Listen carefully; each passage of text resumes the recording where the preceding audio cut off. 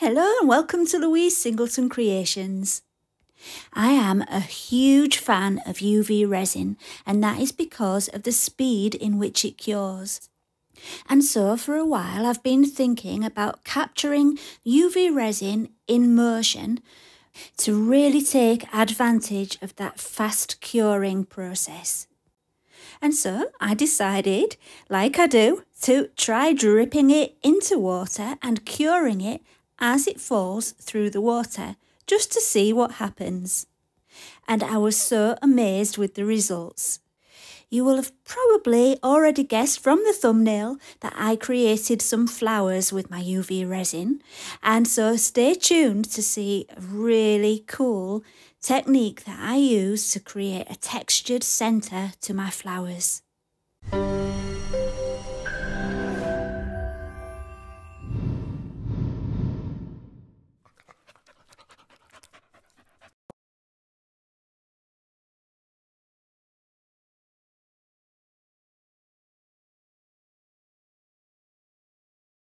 Before we begin, I just want to say a big thank you to JDiction for sponsoring this video and for sending me some of their amazing UV resin. Please check the description for links to the products and for my discount code. On with the video. First of all, you need a vessel for your water. I'm using a large glass just so you can see what I'm doing, but you can use a plastic cup, they work really well too. I've cut a circle of silicone from a blue silicone sheet just to protect the bottom of the glass and to stop the UV resin from sticking. I'm putting cold water into the glass and then I'm ready for the next step. To create the flower, you're going to need some UV resin and a UV torch or lamp. My UV resin is JDiction UV resin and it's the hard type. I haven't tried this with any other kind of UV resin, so I can't guarantee that other brands will work, but it definitely worked with this one. I'm holding my UV torch ready at the side. You can't quite see the torch because I've split the screen so you can get a side view.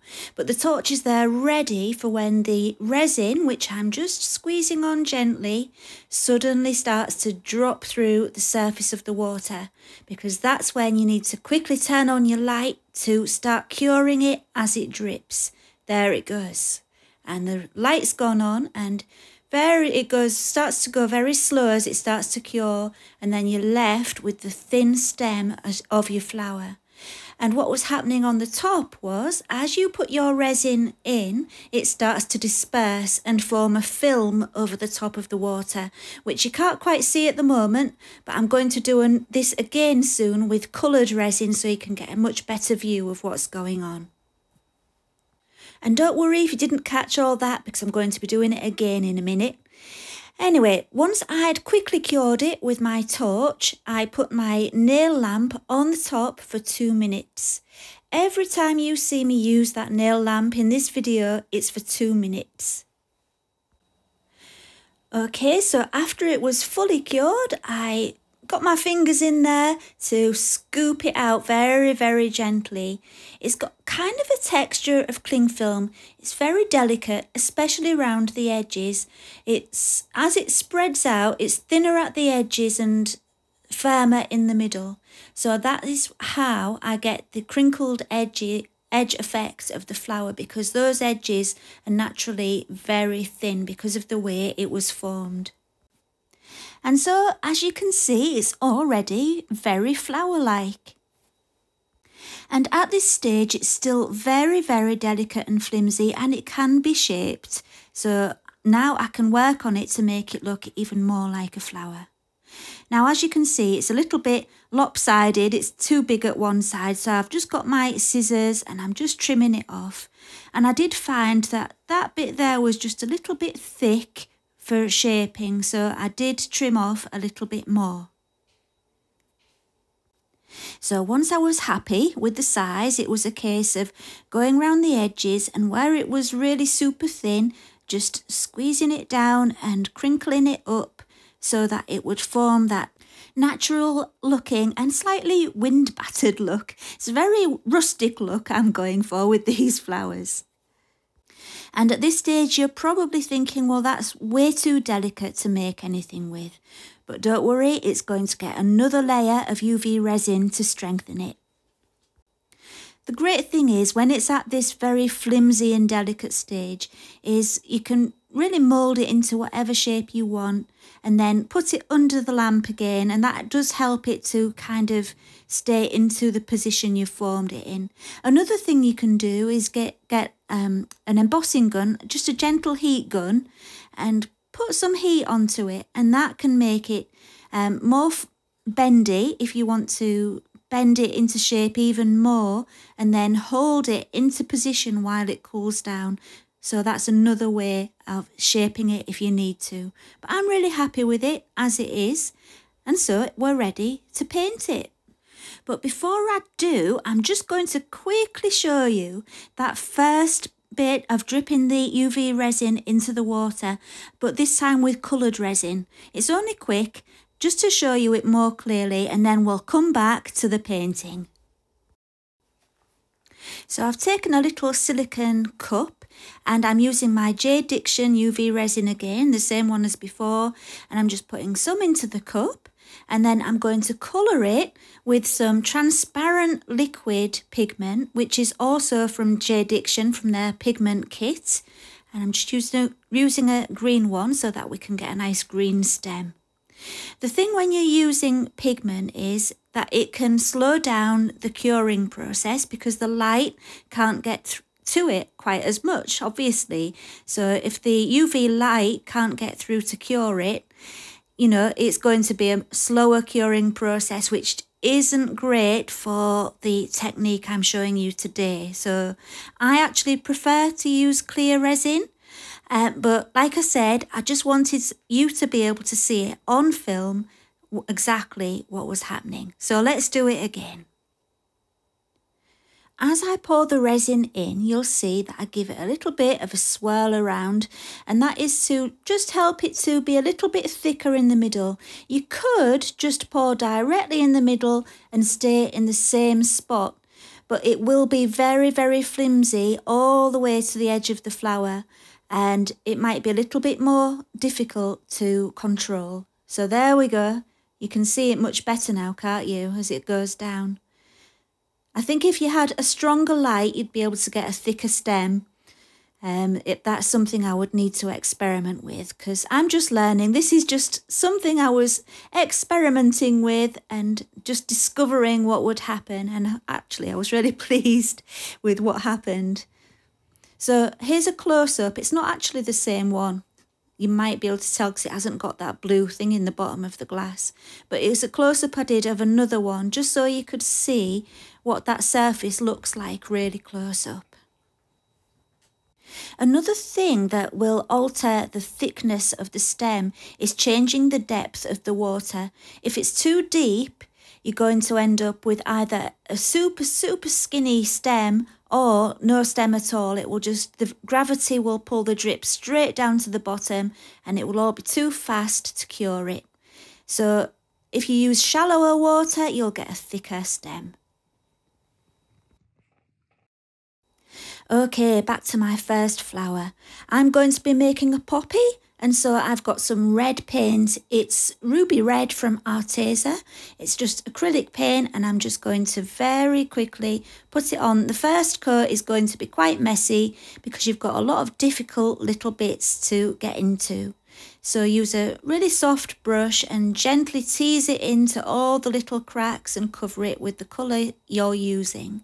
Try to keep it in the direction of from centre to the outside so your brush strokes look natural, like the creases of the flower.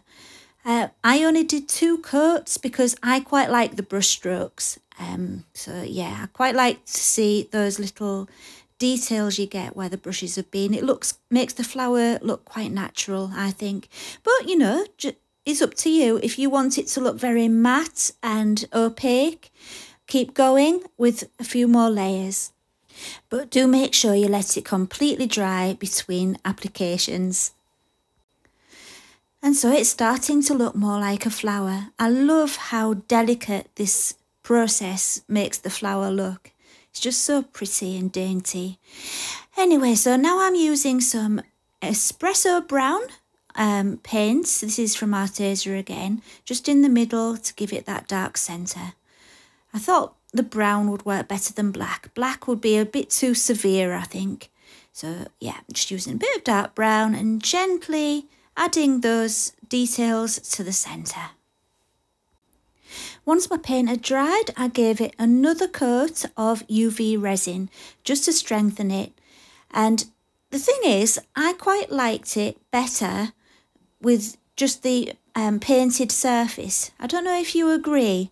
They end up shiny, but now I'm looking at it, I'm thinking, I think it might be good to finish it with a layer of paint and then without resin over the top. I mean, the good thing is the resin protects the paint and it stops it coming off.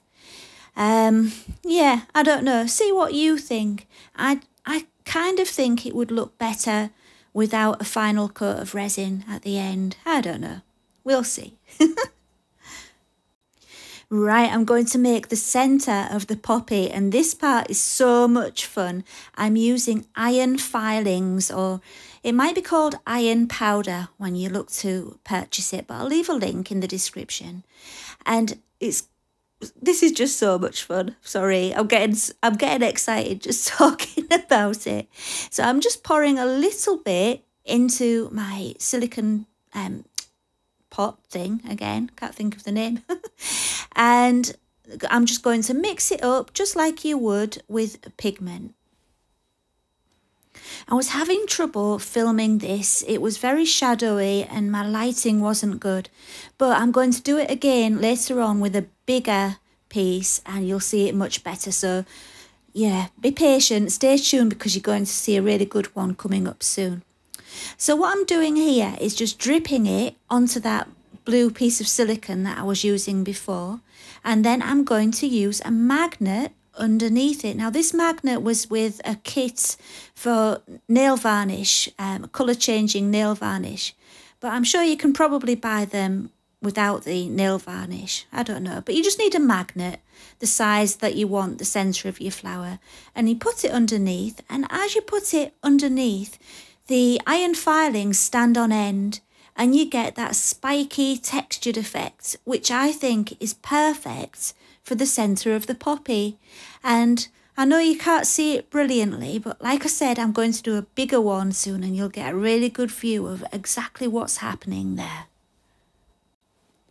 So once you've got it how you want it, you just cure it with the magnet in place, just as usual, and then after your 2 minutes, it's ready to attach to the flower. So I was just giving it a little poke with my finger there, just to make sure it was done, and then I peeled it off the silicone, and it just came off really easily, as you can see.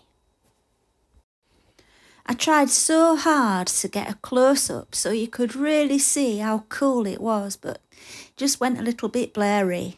I seem to just have a constant struggle with my camera and my lighting, but I'll get the hang of it in the end, I'm sure. So I just added a little drop of the UV resin in the middle, and using some tweezers, I added the centre piece that I just made and spread the UV resin around a little bit with my brush and made sure that that centre piece was completely covered. It can be a little bit sharp, and the UV resin just helps to take away the sharpness of that centre piece. And as you'll have seen, I've been using a brush with the UV resin quite a lot in this video. So it might be worth telling you that you don't need to clean the brush. Don't try to clean it because, you know, it's pointless. The best thing you can do is to wrap it up in some tin foil or something, you know, anything really, as long as the light can't get to the brush, and it will stay wet for next time you need to use it. It will only start to set if it's got any contact with the sunlight. So yeah, keep it in a dark place and it will be fine. So now it's cured, I'm just adding a little bit of paint over the top, the same brown as before, and then that's ready.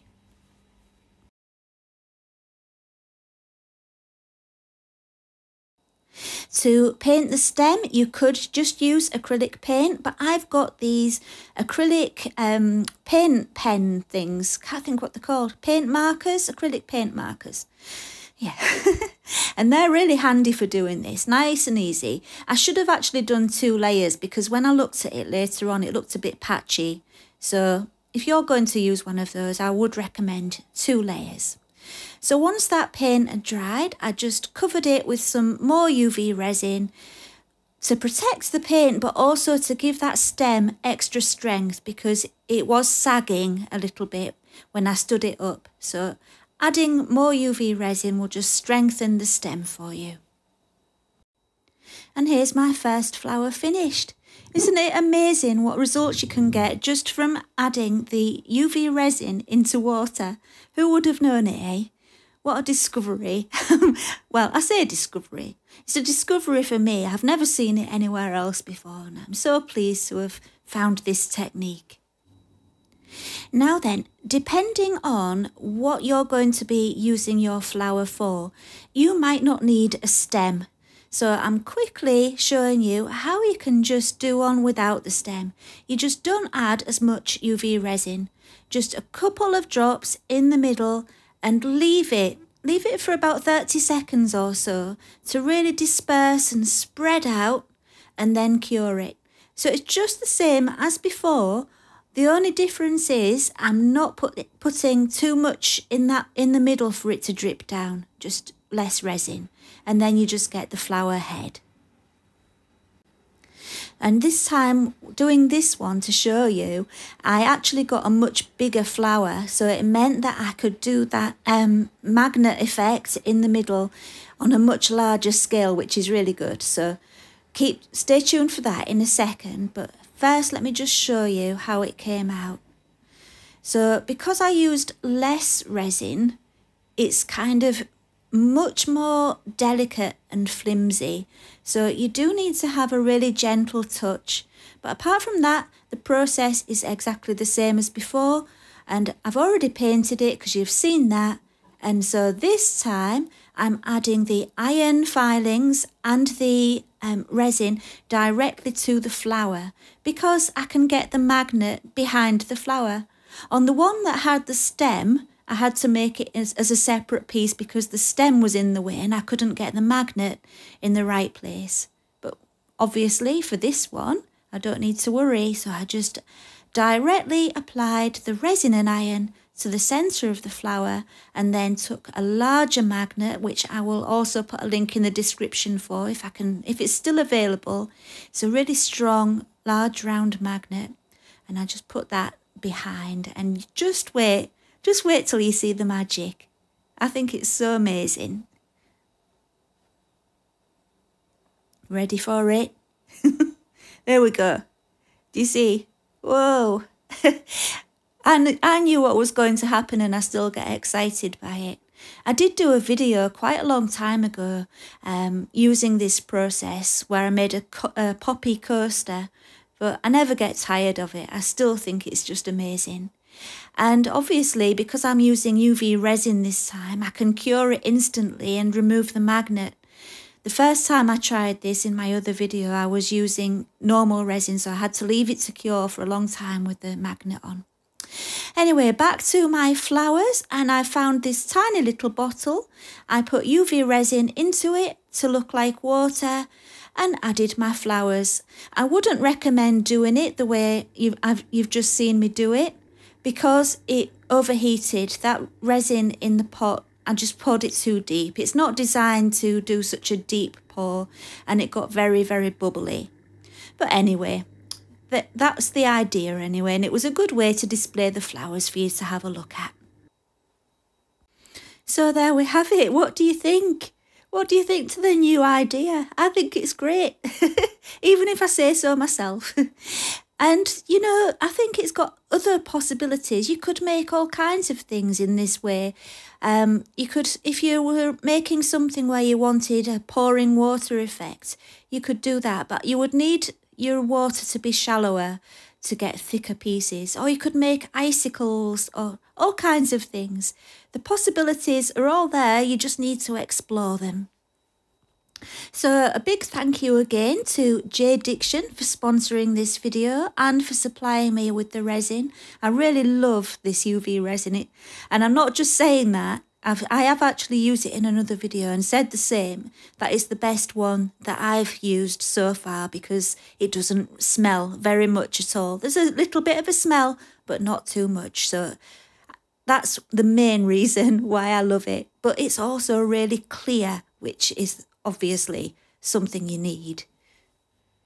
So we've come to the end of the video. I hope you really enjoyed it as much as I enjoyed making it.